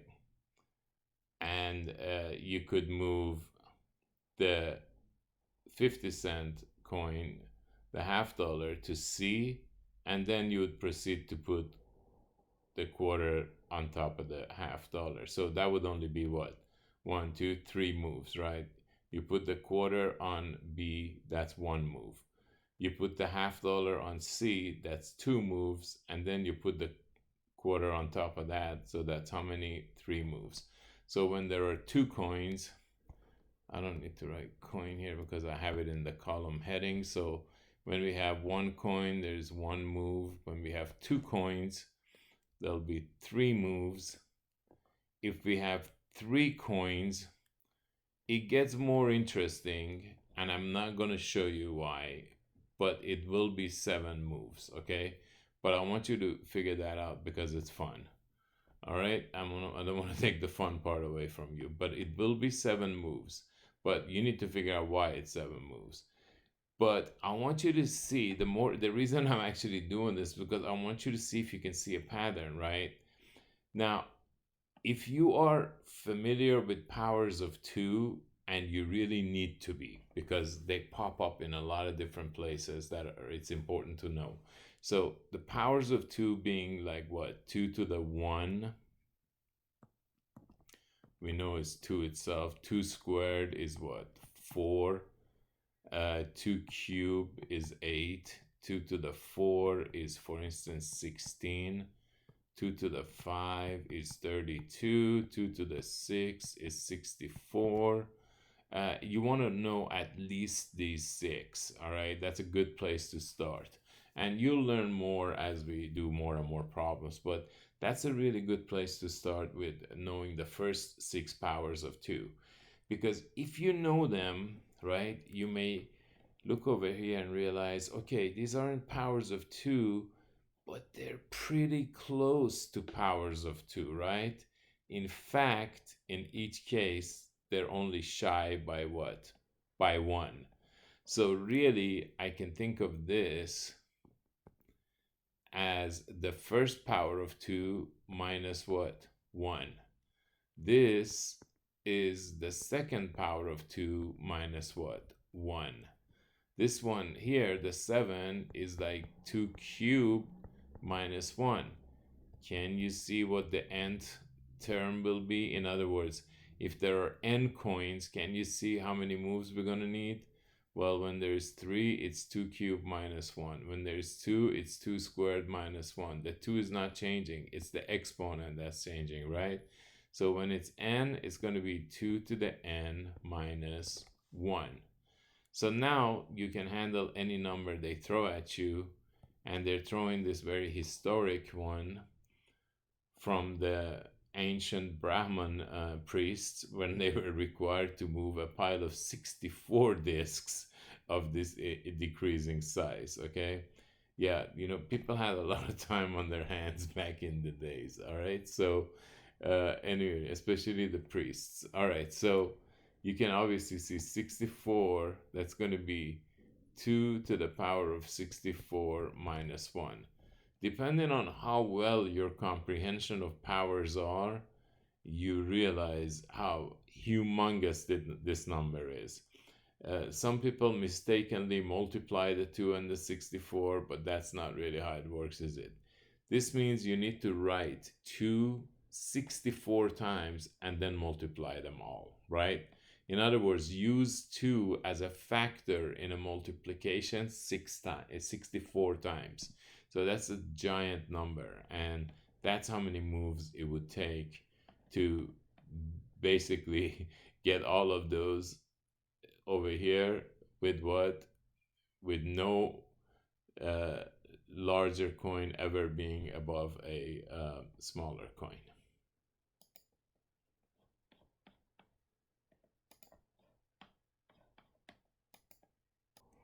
All right, in case you're wondering how large that number is, here it goes.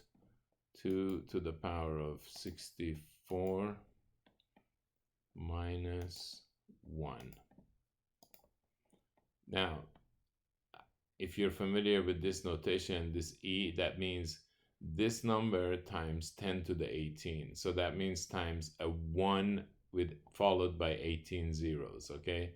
That's how large this number is. So obviously multiplying by 10 to the 18 is just going to take this decimal point and move it 18 points to the right. So if you do that and you run out of digits, you're going to put zeros. When you do all that, you'll get the number which is represented by this, and that's 2 to the 6. Okay, hold on. I can just see I made one little mistake inputting this. You got to be careful. It's I actually just figured out 2 to the 63 because I put the minus 1 on the exponent position. So I'm glad you saw that error so that you can watch for it. So here's what you're going to need to do on most of these calculators. Once you put in the 2 to the 64, you have to put the right arrow once, and that brings you to the right position. Now you put the minus 1. Is that going to make a lot of difference? Not really, because 2 to the 63 is still a very, very large number, okay? Now, there's 2 to the 64 minus 1, okay? But it's still a gigantic number, okay? All right. There we go. All right, I think this is a good point for us to wrap it up. Again, hopefully most of our videos are going to be shorter than this, but I took the opportunity to go into more details on this first video with you to kind of set up the right background for what we need to do from this point forward. So I hope that you enjoyed the lesson, and I'll see you next time.